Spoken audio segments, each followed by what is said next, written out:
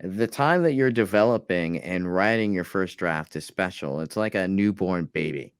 Really only needs the parents. You don't really, maybe the grandparents are there to visit, like your best friends get to say hi when you're all settled in.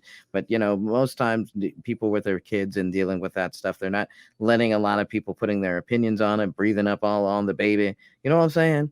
They're not just going to do that. What they're going to do is they're going to bring it along, and that first draft is where then you have something that you can demonstrate what you're doing, that you've now completed something, and you're kind of beyond that point of discussion because now you've shown a completed idea. Right.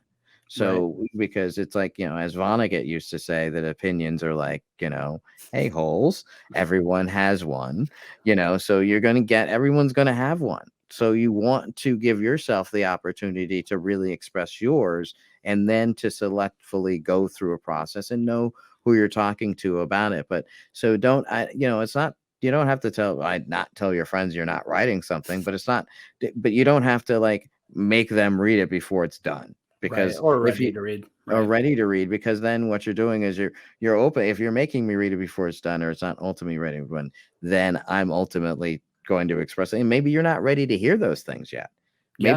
Maybe you're not open to those things yet, and you don't want to hear those things yet. So don't give it to that person either. Yeah. And you start to know who in your life does certain styles of reads. And then what I've worked on through my writing is to ultimately try to get as good at being kind of the master of your own writing, where you can read your own writing, what's there. Do you know what I Right. mean? You don't need, you can correct your own errors, you can see what's there, what you're reading. And that's the closer you get, where I've gotten writing assignments to do things closer to being a professional writer. Because really, when like an Adam Mervis, they're the master of the material in that room.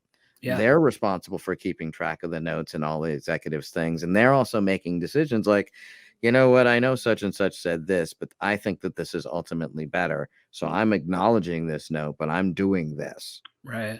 Yeah, Okay. So I totally agree. And it can be hard sometimes for new screenwriters, for new filmmakers, because you so badly want some kind of validation that you're heading the right way or whatever.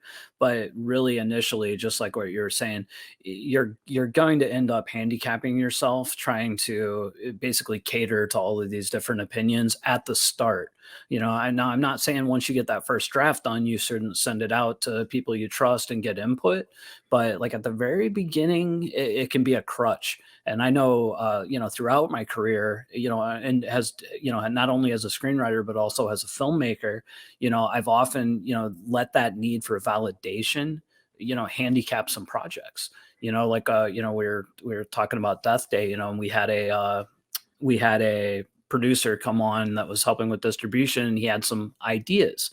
And his ideas, because at the time, honestly, I was a little insecure, I was looking for the validation, and I went with those ideas and regret it to this day.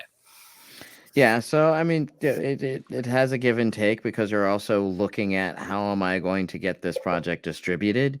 So that becomes a process that, then it's a little bit easier to do that, because you're thinking, okay, I'm pleasing this person who's going to hopefully represent this project in that sales process.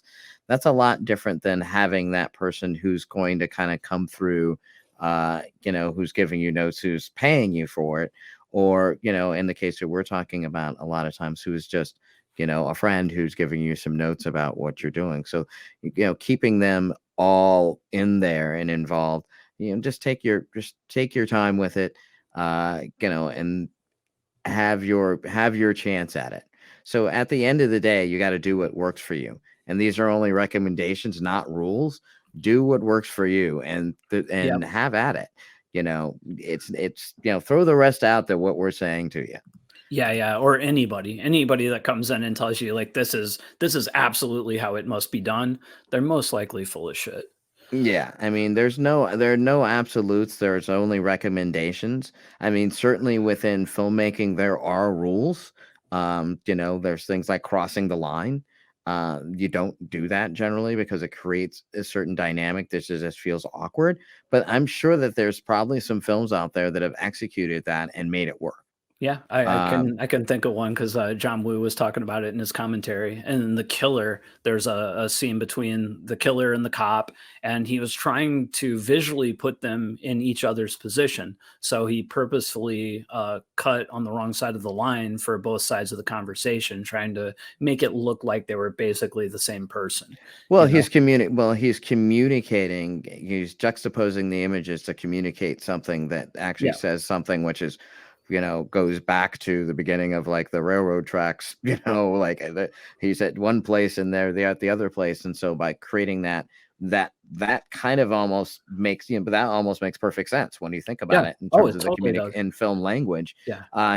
But he can't necessarily do that unless he understands the rules Right. of film language. Totally, and Um, in that entire, whatever, 98-minute or 108-minute movie, that particular technique happened once, hmm. and I don't know, I'd have to go back and look at all his movies, but I'm pretty sure he hasn't done that in any other movies either. It was very specific to that situation. The problem comes into Paradise when, independent filmmakers just willy-nilly break the rules and say, "I don't care about that." That's a problem, you know? It's an absolute problem. You have to, I mean, you must know, please, please, please know the rules before you break them. It gives it context, and it's often, like we're saying, like a communication device, because the audience knows the rules whether they could quote them to you or not. They can feel it. Mhm. And that's what happens with audience expectation. Why, and back in the day, the big filmmaker secret, Jason and I always joke, it was like having good sound, right? That Right. was the first thing. Like people would just not pay to have good sound, and it was a problem.